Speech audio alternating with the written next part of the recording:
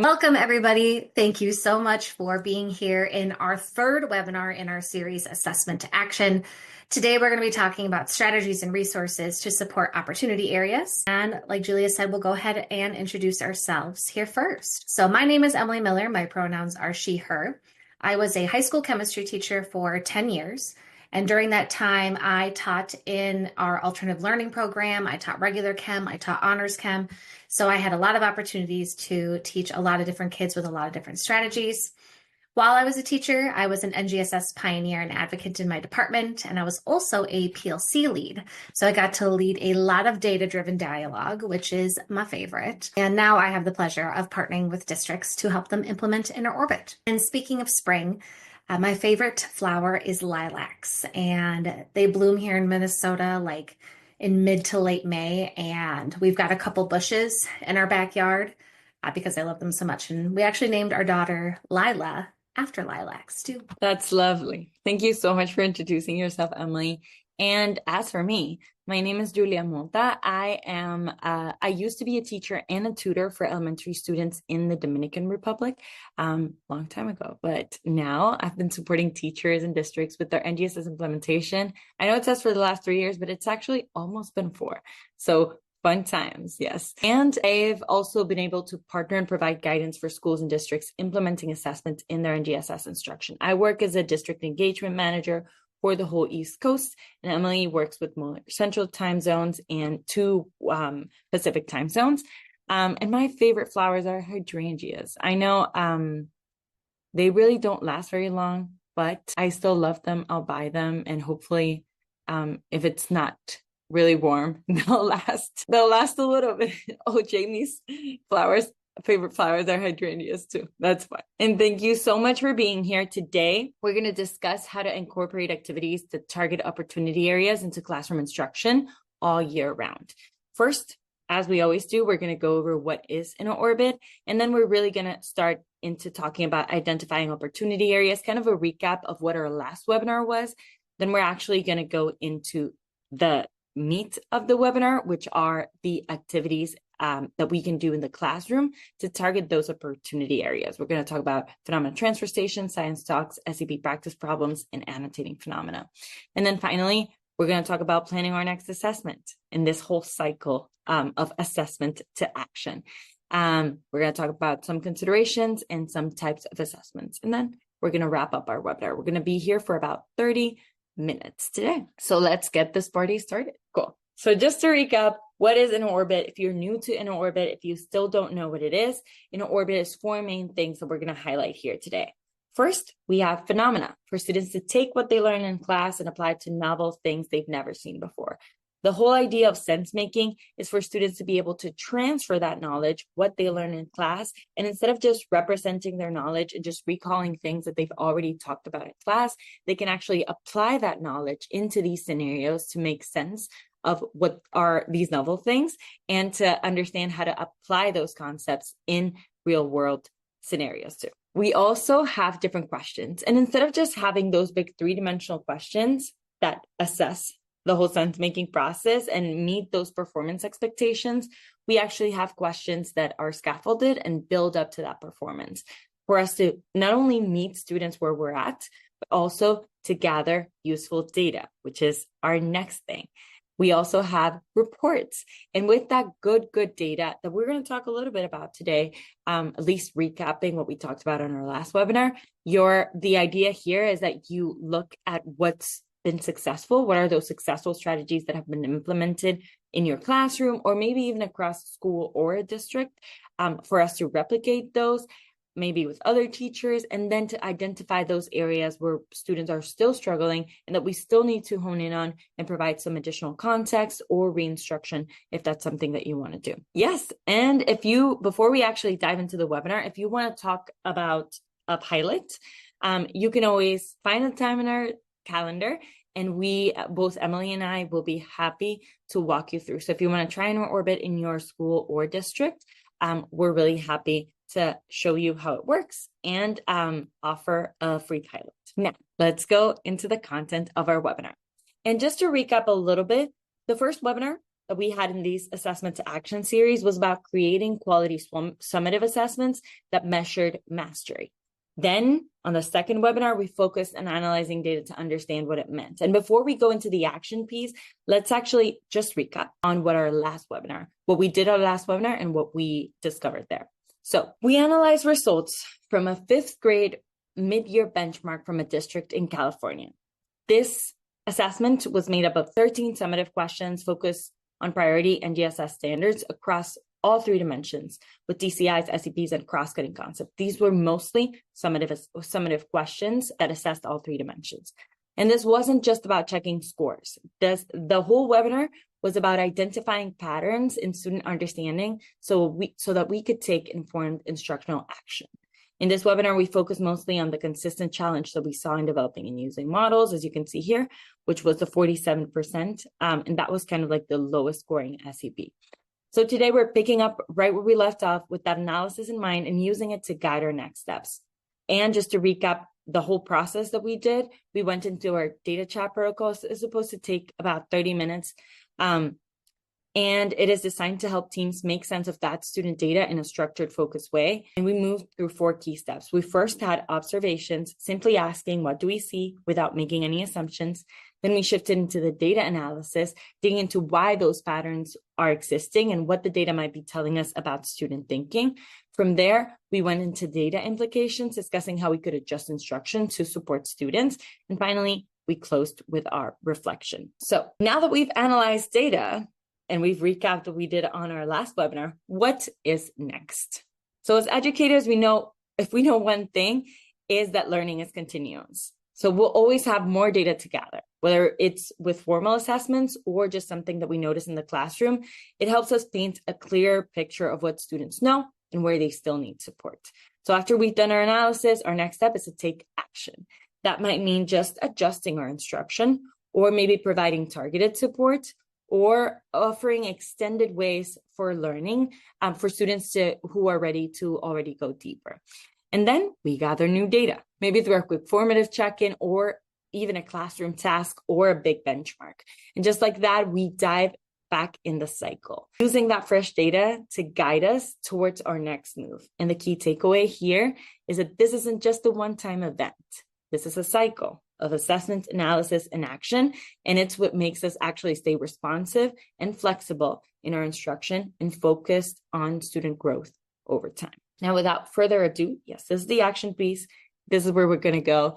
And this is where Emily is going to take us with some classroom activities that might be interesting for us to implement. Yes. Thank you, Julia. So Julia did a really nice job kind of reviewing this cycle that we go from assessment to analysis to action. And having been in the classroom, sometimes it's really hard to know where to start or what to do when it comes to taking that action. So we're going to just go through kind of overarching strategies that can be used for various reasons at different points based on the data that you've collected during your analysis. So the first action item that we want to talk about is something called Science Talks. This is actually something that our Chief Customer Officer, Erin, she just got a new title. Our Chief Customer Officer, Erin, developed for her dissertation. So the idea with this is essentially leading a structured class discussion with students around a novel phenomena. So in this case, we want to be able to up some student engagement and get them excited about the phenomena that we're talking about. And we're going to be able to help support them with transferring what they've already learned to this new situation. So when it comes to Science Talks, some key areas where this might be a helpful strategy is if your students are not taking quite as much time as they should on their assessments. This was actually a struggle that one of our partners was going through. They were coming to us and being like, I don't understand why my students aren't doing so well with these assessments. Like, I'm looking at the data, this isn't making a lot of sense to me. And then we pulled up her assignment report, and on this like multi-summative 3D assessment, students were taking like 2 or 3 minutes to complete like 10 questions.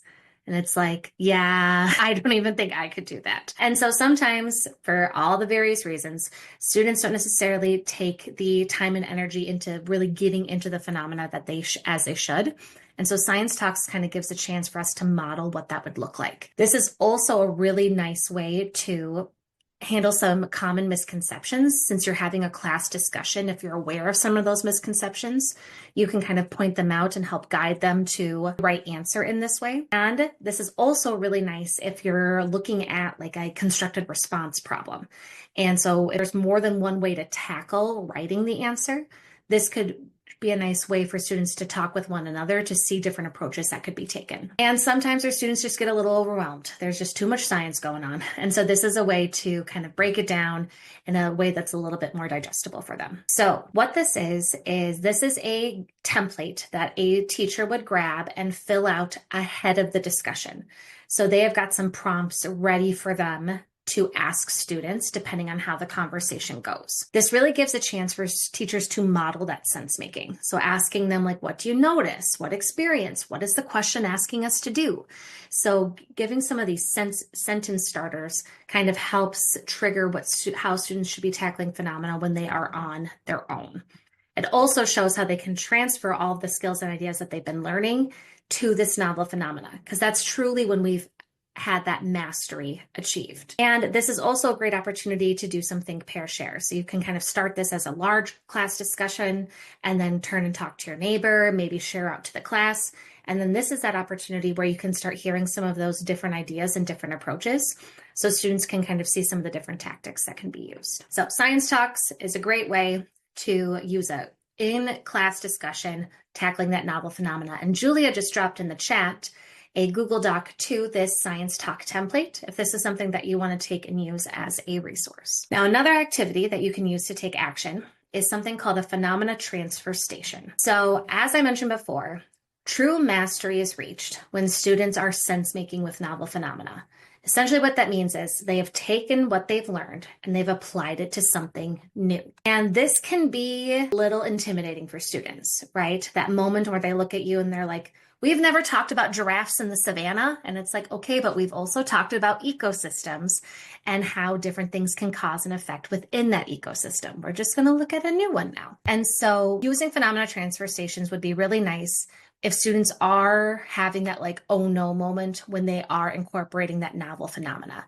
So when you need to take it to that next step. This is also really nice if you can tell that your students are doing really well with the content, but they need that additional help with either the SEPs or the CCCs.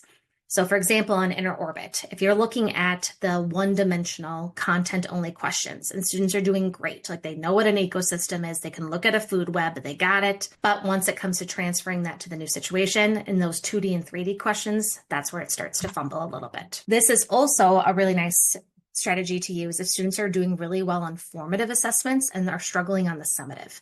So maybe in that like immediate after teaching, they're doing well before it gets complex. But then once you're trying to bring it all together, they're struggling a little bit more. So what this looks like is you can actually print multiple phenomena, multiple assessments that are all on the same standard. So for example, the 3 phenomena that we have here are all assessing MSLS 1-1. So you can see we've got a lot of different things here. Why can't we drink from hot springs? Why do doctors swab sore throats? Why does this dough grow? But all of these are going to be assessing the exact same standard. So what you can do is you can put students in groups and you can have them explore these different phenomena and have them see how all of these phenomena can translate back to that same standard. This idea that we don't have to have talked about dough growing or throat swabbing or hot springs. We can transfer what we've learned to all of these new situations, regardless of what that phenomena is. This is also a great way for them to make deeper connections, to get them to get curious and engaged and excited. And another thing that could really help with this activity is if you do have pre-assigned roles. So if you've got somebody who's maybe the note taker, if you've got somebody whose job is to read aloud the phenomena. So if you give students a little bit of structure initially, this could kind of help a little bit as well. And this is probably best used towards the end of a unit or towards the end of a learning cycle, just because these would be more summative assessments and they need to really apply that mastery to those new situations. So we want to make sure that they're feeling confident with what we've taught them up until this point. And then this would also be a great opportunity to have a whole class debrief and to sit and discuss what did we all notice about these different phenomena. Another action item that we have for you is annotating phenomena. Now, as educators, we all know how valuable it can be to annotate and to take notes and to circle and to highlight. But sometimes we kind of forget that that's a skill that we need to model and show our students how to do, and particularly with phenomena, because this isn't necessarily going to look like a textbook or something else or an article or something they've annotated before. So showing them how this skill can translate while tackling novel phenomena could be really helpful as well. This is also going to help students build confidence because they're going to understand the science behind why they're annotating what's going on a little bit deeper. It's great to use this action if students are struggling on gathering information from the phenomena specifically. So if there's a question about like analyzing and interpreting data or constructing arguments from evidence, and they're having a hard time extrapolating information from the phenomena, teaching some of these annotating skills could be a really helpful tool to help them kind of slow down and really pick apart what information is needed and also what information is not needed, because not all of the information in the phenomena is necessarily going to be relevant to answering every single question. So what I'm going to show you here is how you could model for students how to annotate. So I've got a slide here with a phenomena, and I've got some animations placed in here so we could kind of show students a thought process of how to go through and actually annotate a phenomena based on a question. So this phenomena is actually all about where did the dinosaurs go? So there's this theory that a meteor struck Earth, and that is one of the reasons that caused the extinction of dinosaurs. So this phenomena is discussing some of the scientific evidence to support that. So the question that we're being asked is, refer to figure 1 based on the evidence. How many meteor impacts has this location likely experienced? So I'm going to model how you could model annotating this phenomena to answer this question. So the first thing I'm noticing when I'm looking at this question, the first thing it says is refer to figure 1. So the first thing I should probably do is find figure 1. Now, this question is only asking me to refer to figure 1. So one thing I could probably do right away to make my life a little bit easier is just disregard figure 2. So now I have one less map, one last piece of information to siphon through in order to answer this question, therefore making it a little less overwhelming. So now I've got the whole question on here with all of my answer options that I can go ahead and pick as well. So my question is asking me, how many meteor impacts has this location experienced? So how many meteors have hit? Okay, so when I'm reading through the phenomena here, one thing I'm seeing is iridium has been found in large quantities in meteorites. So high amounts of iridium in similarly aged rock layers. So there's not a lot of iridium on Earth, but there's a lot of iridium in meteorites. So if we're finding high amounts of iridium in the Earth, that could be because a meteor hit there. Okay, so I got to go back to figure 1 here. So high iridium means a meteor might have hit. So now I can go ahead and look down here, and this is measuring iridium. And I'm noticing the numbers are getting higher as I go to the left. So higher iridium levels as I'm moving over to the right. And I'm noticing that there's 2 spots on this graph that are fairly high. So if there's 2 spots that are pretty high, that might mean that a meteor was there. Okay, I'm going to look at a little bit more information though, because I haven't really looked at the other part of figure 1. One of the things that the phenomena talked about is that shocked quartz is a specific type of rock that forms only under intense impact pressure. So it looks like there is a spot where there's shocked quartz. So that means there's high impact. And this also directly translates to where there is high iridium. All right. So now when I come back to my question here, there's a couple options I'm going to eliminate right away. For example, there's not enough evidence to predict the number of meteor impacts. I feel like I've got some information here. So there's some patterns that are taking place. So I do feel like I've got enough evidence to make some conclusion.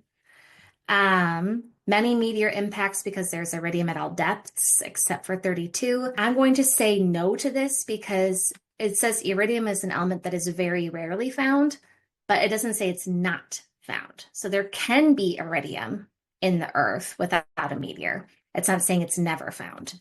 So I'm not going to say that. So now I'm down to either just 1 meteor impact or 2 meteor impacts. Because I found 2 spikes in the high amount of iridium, and they both are about the same amount, the same height, I'm going to go with to meteor impact. So doing some kind of activity like this, modeling this with your students, can kind of show them what they can focus on and glean some different strategies from you in order to then go ahead and turn around and try to do on their own with Phenomena. Now, a few things to take into consideration. This is something that should be introduced well before they take a high stakes summative. This is something they need to practice with. So if they're taking like their state science test tomorrow, we probably don't want to talk about annotation the day before, simply because this might be a new skill and they might be caught up in trying to do the new skill more than just taking the test that's in front of them. Like I mentioned, you want to be able to model this and you want to use as many different prompts as you can. So looking at different graphs and data and different figures. It's also nice to allow some small group practice. So giving them giving a group of phenomena and having them annotate it together so they can see some different ideas that their peers have as well. You can do this as a do now or an exit ticket. And the other thing is not all students are going to like this strategy. So some students it might be too overwhelming to annotate, or they can glean the information quickly enough. So it's okay that some students aren't going to utilize this. It's also good to let them know when to do this and when not to do this. If students are having a hard time finishing with timed assessments, taking a lot of additional time with annotating might make it harder for them to finish. So talking in mind when this might be a useful tool and when not will help them use it successfully. And it can be a lot of work. So keeping in mind, like I said, that this is going to work with some and not for all. The last action item that we're going to talk about here is SCP practice problems. And this is an action that specifically comes from InterOrbit. So on InterOrbit, we have created some SCP practice problems. And what these are is they are fully removed of content. So generally speaking, an SCP question on InterOrbit, we call a two-dimensional question. So there's content, say ecosystems, and then there's the SCP of modeling. And maybe students need to manipulate a food web or draw their own food web, but there's content within the skill. So what we've done is we've taken some time to write questions that are focusing only on the SCP. So content knowledge is not necessary in order to answer the questions. This would be a really useful strategy when students are struggling specifically with an SCP, regardless of the content area. So for example, if you're seeing consistently students are struggling with developing and using models when it's in life science versus physical science and all these different PEs, and you could see that with our InterOrbit dimensions report, that might be time just to sit and focus in on that one SCP. And this is a common problem that we've seen with a lot of our InterOrbit partners, which is why we've made these questions in the first place. And really the SCPs at the end of the day, they're the science, right? They're the meat and the skill of what we got to do. So it's important that students feel strong with these skills. So this is a snapshot of some of the clusters that we've created on InterOrbit. So as you can see here, all of these have a different SCP, and that cluster is looking at novel phenomena still. So we're still exposing students to new situations, but the questions within this cluster are just focusing on that SCP. And I wanted to show you an example of what this looks like so you can kind of see how the content has been removed from the question. So this question that I'm showing you here is with the SCP constructing explanations and designing solutions. This is a 9 through 12, so a high school level question. And the phenomena that we're looking at here is creating a aluminum boat, and we're filling that aluminum boat with pennies. So the first thing that we're looking at is there's different ways we can design our aluminum boat, and some data was collected with the various boats. So we have some banana boat data, some square boat data, and some crumple boat data. So the SCP only question that we have made to go with this phenomena is which of the following claims is supported by data in table 1? So as you can see here, all they need to be able to do successfully in this question is read the data, extrapolate information from that data table, and apply it to these different claims. So essentially, like coming up with an explanation for what's going on. So they don't need to necessarily know what surface area is or how surface area affects the floating, because they can just read the different surface areas there, look at the different numbers, and notice the patterns and trends within it. So these questions are really nice if you really just want to hone in on those specific SCP, science and engineering practice skills, because students are struggling with them across the board. So those are 4 different actions that you could take in order to help students improve after you've analyzed some data. So this is the third part in the cycle and third webinar. And so Julia is now going to talk about how this is in fact a cycle and not just a 1, 2, 3 step process. Thank you, Emily, for going over those 4 strategies or those classroom activities. But if we go back to our first webinar, this is really where we started. So we're just back at the beginning. And after we've made an instructional move, like the one that Emily just showed, whether that's reteaching or scaffolding or enrichment or all the activities that we've just talked about, we want to reassess to see if that action had an impact. So here's the key. The assessment doesn't necessarily have to be high stakes. It's not that we're going to give a benchmark 100 times in the year. It can be as simple as a do now or an exit ticket or even a quick class discussion if that's what we have time for. But the goal is to give students regular opportunities to transfer their knowledge, to apply what they learn in new 3-dimensional contexts. We can start small or go big from the beginning. So maybe we reassess immediately after a task to see what stuck with students, or maybe we wait until the end of the unit or even the end of the year to see growth over time. But the main idea here is that at some point, assessments need to come back around so we can restart the cycle. And honestly, this is where many of us begin the whole process with assessment, to gather data to analyze and then to take action and then to go back to assessment. And it is often the most common entry point, as I said before. So into this analysis to action, assessment to action cycle. So we can be like, wow, or students can be like, wow, again, another assessment. But the answer is yes, because this is actually what helps students grow and for us to understand if our strategies are really working.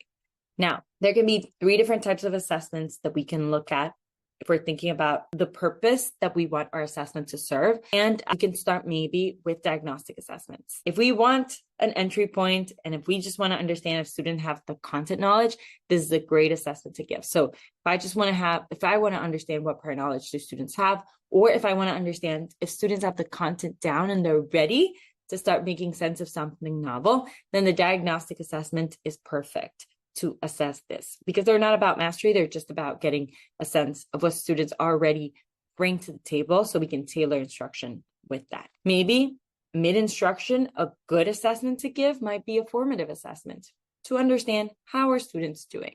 These include 1-dimensional questions, 2-dimensional questions, and 3-dimensional questions. The idea here is that we give students some scaffolding, but we also gather some useful data to help monitor their understanding in real time.